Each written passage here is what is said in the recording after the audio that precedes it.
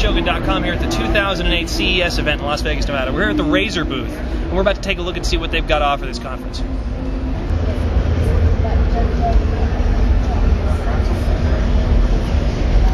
We're sitting in the Mako room right now, and the Razer Mako is actually a collaboration between THX as well as Razer.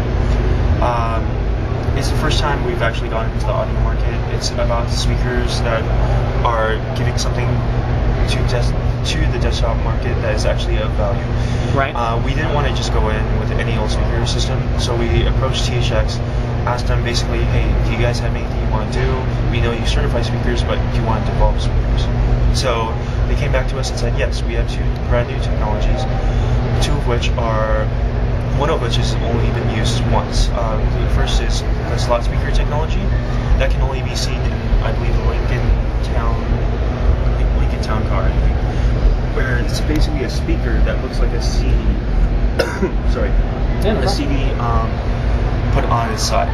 Basically, the speaker is about this thick. You can see it on the Mako itself, where it looks like it's just a grill, but it's actually the speaker itself. Wow. It's going to be pointing down towards the ground, and the reason that we do that is using the next technology, which is the ground plane technology. Ground plane? Ground plane. So this is actually the first time it's ever been used. It's specifically made for the desktop, where... Oh, yeah, feel free to pick it up. Good weight to it. It's not going to roll around. Oh, that's solid.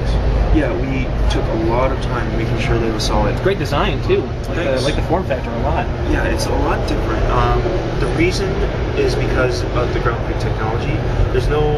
There's only a few ways that you could do it, but we wanted to make it where people would say, hey, what is this? It looks different. And maybe, well, we know gamers love basically anything where it kind of makes your system unique. Right. And that's why we went that direction. For instance, with the ground plane technology, it's constantly shooting down at the desktop. So the difference between this and a normal speaker is a normal speaker would be pointing towards you, shooting out in a cone. And this cone would actually, well, first of all, you have to sit in a certain spot, which we call the sweet spot. Right. If you're sitting in the sweet spot, you get the best sound. But if you're sitting off to the side, you're not getting stereo sound anymore. You're not getting the full volume of what you're listening to. The second problem with that is when it comes out in a cone, some of the reflections will actually go downwards, reflect off the desktop, bounce back to you. It reaches you like a few milliseconds later. So essentially, because the reflection is much shorter, both audio waves are about reaching your ear at the same time. So instead of slight muffled sound or slight dullness to the sound, you get a very crisp, very clear sound. Power is set where it's needed most. So if I'm playing a lot of rock and roll, I'm not going to be using as much bass. So the tweeters and the mid-range in the satellites get the most amount of power, and it'll draw a little power from the subwoofer. And if I'm listening to a lot of rap or some drum and bass or something like that, a lot of the power will go back to the subwoofer. So it's very dynamic and it's very safe for your system. Very good. If you max out your speakers, if I pull it up all the way, when I demo it to you, I will do that. You don't have to worry about blowing your speakers. It's not going to destroy, like, you know how you can tear a speaker and play too loud? It won't do that, just because the Class HT will actually protect it. It's smart enough to know where to send which signal, if it's higher or lower. Exactly. Gotcha. So it's a really friendly system for someone that cares about music, but at the same time is an audiophile itself. Right. The main reason for this is because you might have met him at the THX booth. It's Laurie Fincham, the chief scientist of THX. We saw him. We kind of call him the king of all audio nerds, basically, just because he works at THX and they really know their audio. And this was his brainchild. He loves this thing, and he's been coming with us to everywhere, just demoing it, making sure everybody knows about it. So the remote itself is, as you can see, glowing like this. It kind of uses a touch wheel very similar to the iPod.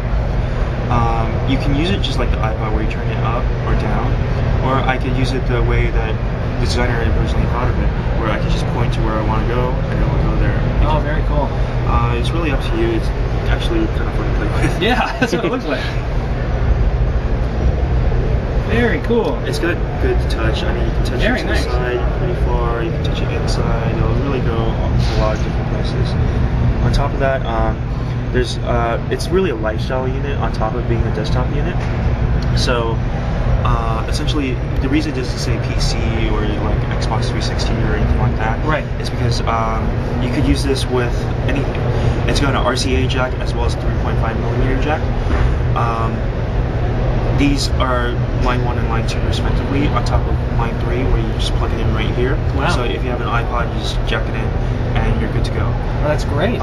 Some people have been asking why we use optical. If anything, once iPods and once like most music devices actually get up to optical, Right. we'll definitely include it. It's just Sure. a lot of people haven't been using it. I mean, if it's not accepted form factor, there's no. So that's one thing. We just want to make it. With a lot of our products, we want to make it as simple as possible. It's really comparable to the highest end systems. We think it's a very reasonable value once you actually have them and once you start playing with them, because they're just great speakers. Well, yeah, when you compare other speaker systems out there that are a little on the high end, $399 isn't that big of a deal, especially for something that's going to give you really good reproduction. So, did you have any other questions about it? The only question I have is going from 2.1 to further up and more speakers. Is that ever going to happen? Yeah, we'll definitely think about that. We wanted to start off at a friendly price range just because we want as many people as possible to try these out, because they're desktop speakers. They're really the only desktop speakers out there made for the desktop. All the other speakers, you can find these speakers on your desktop made by all these other companies in clubs where they're really long. They're not made to reflect off the surface at such a degree. They're usually hanging from walls. They're usually high up in the ceilings. They're not sitting on your desk usually. And the reason we go 4.1, 5.1, 7.1 is just because we feel a lot of people don't use the full surround sound system. We have the HP1s, which are a much cleaner system, where you just put them on. You don't have to worry about wires running all over your room. Right. To get a really good 5.1 system, 7.1 system, you have to get an audio engineer to come in and really like mount everything, point them to the right direction, so get the exact sweet spot. Yeah, you don't have to worry about that with these. It's not surround sound, but we call it omnidirectional sound, where it fills the whole room.